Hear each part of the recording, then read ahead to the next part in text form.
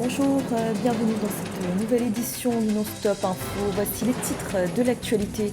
Une réunion sur l'accès des pays du Sahel à l'océan Atlantique. Le Burkina Faso, le Mali, le Niger et le Tchad adhèrent à l'initiative du souverain marocain Mohamed VI, une initiative qui vise la transformation économique de la sous-région.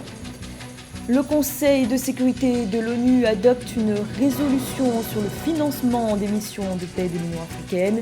L'organisation s'engage à financer ces opérations dans la limite de 75% de leur budget annuel. Et le bilan de l'incendie de Kaloum en Guinée revu à la hausse. Le nombre de décès s'établit désormais à 23. Une enquête a été annoncée qui devra déterminer l'origine du sinistre. Mais tout d'abord, une élection qui suscite peu d'engouement en Tunisie. Ce dimanche, les électeurs étaient appelés aux urnes afin de désigner quelques 2155 représentants locaux, avec comme objectif la mise en place d'une deuxième chambre au Parlement, le Conseil national des régions et des districts. L'opposition a de ce côté appelé au boycott du scrutin, qu'elle affirme être le parachèvement du processus autoritaire du président Kais Saied. Le Maroc organisait ce samedi une première réunion sur l'initiative royale d'accès des pays du Sahel à l'océan Atlantique. Cette initiative vise à désenclaver le Mali, le Burkina Faso, le Niger et le Tchad. Le Royaume entend ainsi contribuer à la mise à niveau des infrastructures de ces États. Les précisions de notre envoyé spécial à Marrakech, Cheikh Omar Kamara. Au Maroc, la première réunion ministérielle de coordination des initiatives internationales du roi Mohamed VI visant à faciliter l'accès des pays du Sahel à l'océan Atlantique s'est tenue à Marrakech ce samedi 23 décembre 2023. Dans le prolongement de la vision et des actions de la coopération sud-sud du Royaume du Maroc initiée par le roi Mohamed VI en faveur de la prospérité de l'Afrique, cette initiative offre un potentiel sans précédent d'accès maritime à 4 pays du Sahel. Le Maroc a réaffirmé son engagement à soutenir les pays du Sahel dans leurs efforts de développement socio-économique. L'initiative royale est la promesse que le Maroc apporte toute son énergie, mobilise tous ses efforts et partage tout son savoir-faire. Il s'agit de soutenir les partenaires du Sahel pour libérer les énormes potentialités de la région et ainsi accélérer la croissance et le développement durable et inclusif des économies de la région. C'est cela la philosophie de la vision royale, exprimée d'ailleurs à l'occasion du 29e sommet de l'Union africaine pour, et je cite, l'émergence d'une nouvelle Afrique, une Afrique forte, une Afrique audacieuse qui prend en charge la défense de ses intérêts, une Afrique influente dans les concerts des nations. Fin de citation. Le chef de la diplomatie malienne, Abdoulaye Diop, adepte d'une Afrique souveraine, a qualifié ce projet d'important et de positif tout en motivant les nombreux atouts et avantages de l'adhésion du Mali à l'initiative royale. L'initiative de Sa Majesté le roi du Maroc a suscité l'intérêt du gouvernement du Mali, qui y voit une manifestation de la solidarité et de la fraternité agissante du Royaume du Maroc à l'endroit de pays frères africains. Nous y voyons aussi l'engagement du Royaume du Maroc à inscrire davantage son action, au-delà de la coopération bilatérale, dans un cadre désormais plus large d'une approche visant à répondre aux aspirations communes à la fois des autorités et des peuples du Sahel.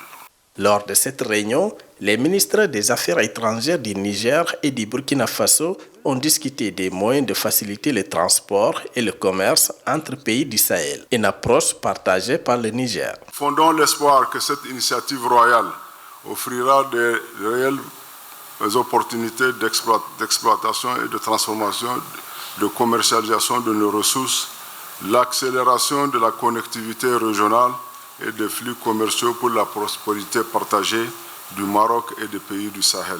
Une alternative qui attire le Burkina Faso. Cette initiative est une alternative qui s'articule parfaitement à l'ambition des États du Sahel de valoriser leurs énormes potentialités en minimisant le poids de l'enclavement à travers une politique d'intégration infrastructurelle efficace et porteuse de croissance. C'est vous dire que nous saluons à sa juste valeur l'offre faite par Sa Majesté le roi Mohamed VI et pour laquelle, avec les autres pays frères du Sahel et sous les éclairages de nos plus hautes autorités, nous travaillerons à son appropriation.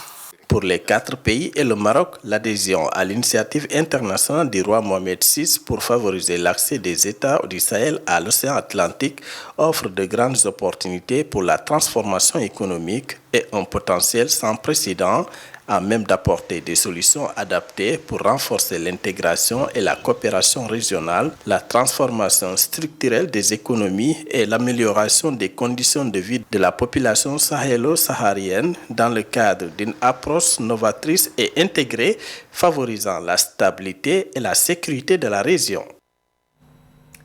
L'ONU en soutien aux opérations de paix de l'Union africaine. Le Conseil de sécurité a adopté une résolution sur le financement des missions de paix menées par l'organisation panafricaine. Une contribution avec une limite ne pourra pas dépasser les 75% du budget annuel et ce au titre du partage des responsabilités. Marie Rafalantolo. À l'unanimité de ses membres, le Conseil de sécurité des Nations Unies a adopté le 23 décembre 2023 la résolution 2719 sur le financement des opérations de soutien à la paix menées par l'Union africaine. Le texte des résolutions rédigé par les 3 membres africains du Conseil, notamment le Gabon, le Ghana et le Mozambique, a été entérimé après l'adoption d'une proposition d'amendement des États-Unis qui prévoit qu'au titre du partage des responsabilités, la contribution de l'ONU à ces opérations n'excède 75% de leur budget annuel. Le Conseil a cependant précisé qu'en autorisant au cas par cas d'éventuelles opérations de soutien à la paix menées par l'Union africaine, il décidera du modèle de mission le plus approprié en donnant la propriété à la création d'un bureau d'appui des Nations Unies. Chaque fois que ce Conseil se réconcilie avec sa vocation, comme aujourd'hui, il se révèle être un puissant rempart dissuasif contre les guerres et ravive l'espoir pour les générations présentes et futures. La résolution adoptée cet après-midi est un important message des Nations Unies et de la communauté internationale aux peuples africains et un moment clé dans la projection de la réponse aux aspirations légitimes de ces peuples à la sécurité et à la dignité.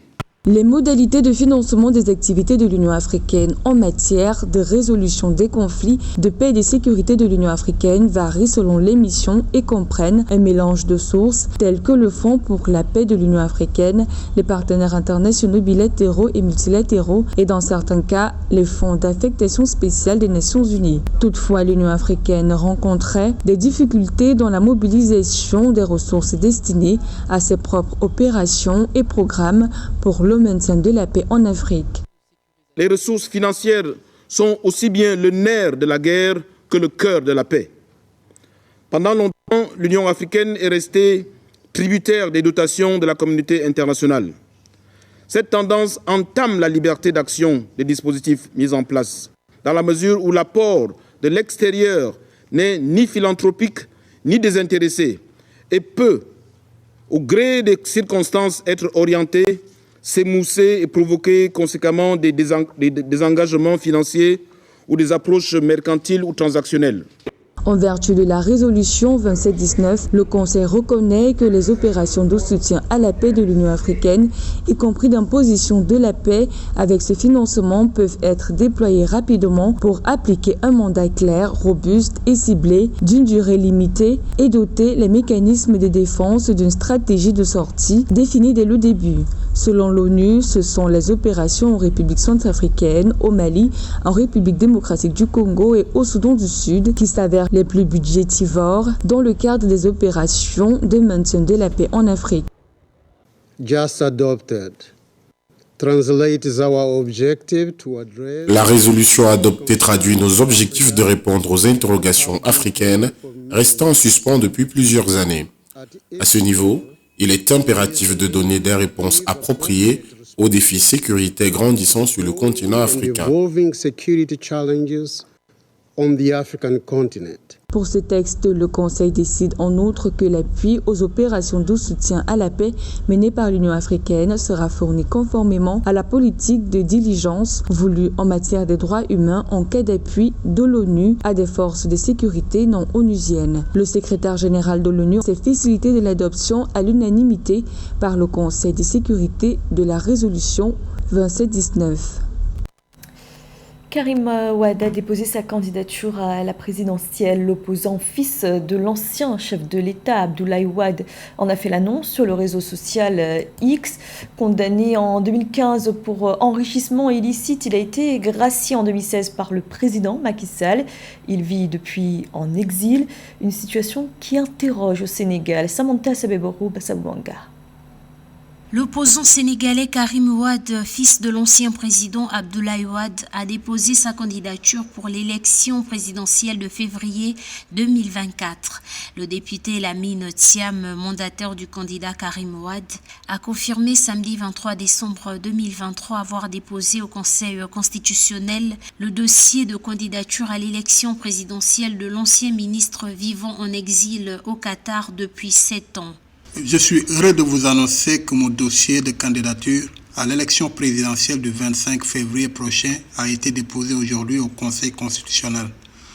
On part de plus ensemble vers un avenir meilleur pour le Sénégal. Condamné en 2015 à 6 ans de prison ferme pour enrichissement illicite, cette condamnation l'avait empêché d'être candidat à la présidentielle de 2019, remportée par le président Macky Sall. Le 6 août 2023, l'Assemblée nationale a adopté un projet de loi modifiant le code électoral et permettant de réhabiliter des leaders politiques condamnés à des peines de prison déjà purgées, dont les opposants Khalifa Sall et Karim Wade. Le dépôt de candidature de Karim Wade est, de mon point de vue, très loin d'être une étape décisive dans sa participation pour la campagne des présidentielles de 2024. Très, très loin. Ce qui commencerait à devenir un acte important, c'est d'avoir une déclaration vidéo du candidat Karim Wade. C'est de le voir à travers les réseaux sociaux présenter son programme pour les Sénégalais en 2024. C'est de le voir bouger.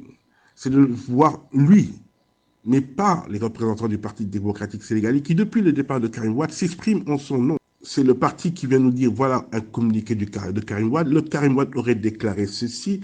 En tout cas, ils se font, eux, les dépositaires de la parole de Karim Wade. On n'entend pas et on ne voit pas Karim Wade s'exprimer.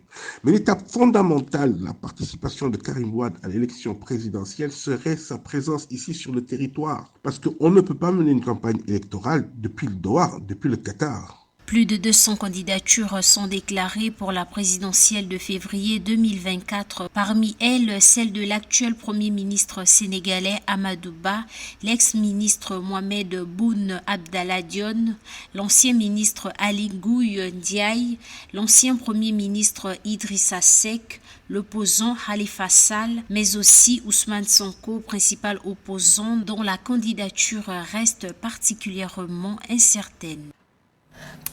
Les dernières flammes ont été éteintes ce samedi par les sapeurs-pompiers de Conakry. La commune de Kaloum, dans la capitale guinéenne, a été durement impactée par l'incendie survenu au dépôt de carburant dans la nuit du 17 au 18 novembre.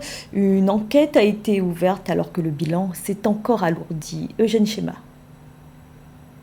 Les services sociaux et sanitaires de Guinée restent mobilisés dans la presqu'île de Kaloum après l'incendie survenu dans la nuit du 17 au 18 décembre aux environs de minuit dans le dépôt central de la Société guinéenne de pétrole.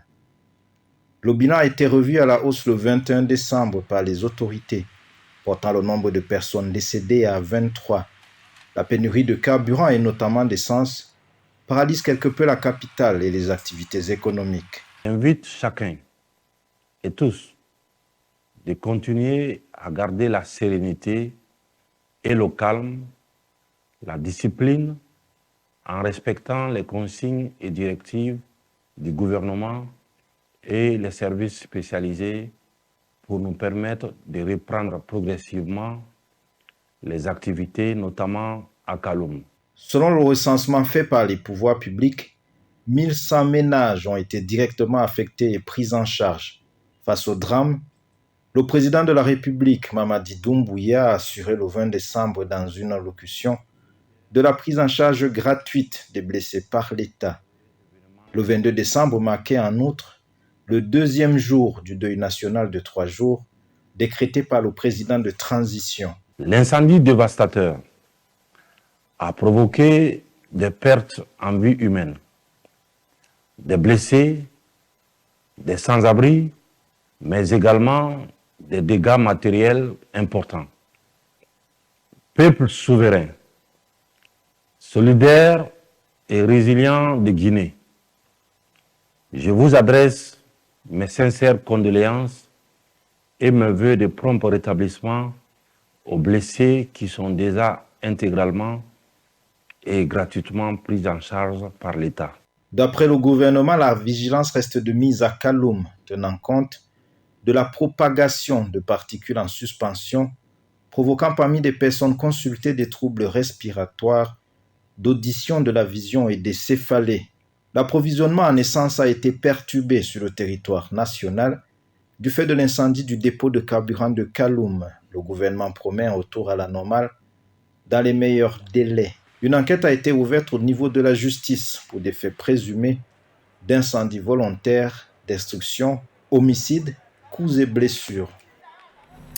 La question de la productivité agricole, un véritable défi pour les autorités béninoises. Malgré les subventions, les prix des engrais et des intrants agricoles sont toujours à la hausse, d'où l'observation d'un ralentissement de la production pour le gouvernement. L'une des solutions se trouve dans la mécanisation. Reportage de notre correspondant Liftionou.